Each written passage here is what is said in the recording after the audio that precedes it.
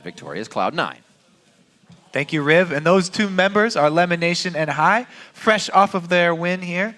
Now, Hai, everybody's wondering about your health. How's it going? Are you feeling okay once again? You look to be playing well once again. Right, so I feel much better than I did like 2-3 weeks ago. I still can't run or like lift anything. I tried that last night. It didn't work out. Couldn't do a push-up, so I was like, all right. But as far as talking and stuff goes, I'm basically back to normal for talking, so. As far as your solo play, just by yourself in laning phase, are you feeling more confident as well? Yeah, so I'm not getting dumpstered in lane every time anymore. Like the first week, right before it when we were practicing, I literally lost lane every single game, going like 0-5. Granted, I still feed sometimes, but I'm playing much better, and I'm not being a burden to my team anymore. So. Yeah, it looked like the Kha'Zix picks actually was a boon for you guys. A little bit of mind games there in Champion Select. Lemon, let's get some perspective on how this has affected the rest of the team. What? Hai's illness and his lack of ability to perform right when you guys came back, and now his resurgence. I mean, it's true. He was feeding a lot in the scrims when he first came back, but I mean, we're used to that. So. Has him coming back stronger and you guys actually starting off with a couple losses, has that changed your guys' mentality as a team coming back into the new split here? Well, it's much better to get the losses out early, so that way you're not like overconfident going into the games or anything. So I'm rather we lost now than lose like 10 games at the end of the season and get like sent to relegation or just not make playoffs or something. So I'm happy that we lost now, and it made us realize we have a lot to work on. We're still not where we want to be, obviously, but at the very least, we feel that we're getting better and we're playing better. So we're happy with that. Even if we lose tomorrow, we've been happy with our play this week, and there's nowhere to go but up, right? All right, well, let's start with a replay of something that did go well, pretty much what you guys were able to snowball this entire game off of, this dragon fight. Let's get this replay up on your screen. So this is the really, really early dragon that you guys go for. Now, whose call was this? And walk me through sort of the thought process of the entire team as you're going for this dragon. Well, I believe Lemon and Mitos were calling the dragon, as they're always the ones that do it early game. They'll be like, hey, you want to do level 2 dragon? They're like, sure, why not? But I saw Voidboy start running from mid down dragon, so I knew they knew we were doing it. At that point in time, I start rotating over, and they try to 3v5 us, and that does not work. They have 3 people here, we have 5, and we just get to clean up. They both use their flashes to get in, finish me off. And we're just much stronger at this point. We have stronger like mid-game or early game champions. We can just chase them really far and just get these kills. This was basically GG right here. The fact that they got triple killed, lost their double buffs, and didn't get anything in return except for 1 kill.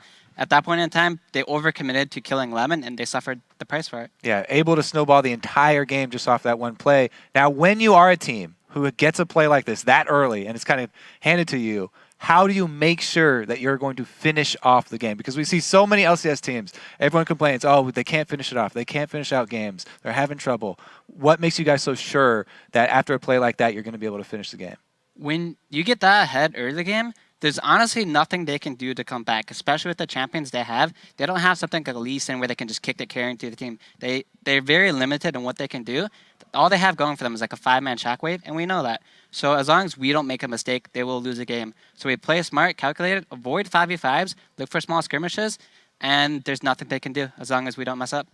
Now, Lemon, I want to ask you something. Since that replay started a little bit late there, how are you guys tanking the early damage of the dragon? Because you're level 2 and level 3.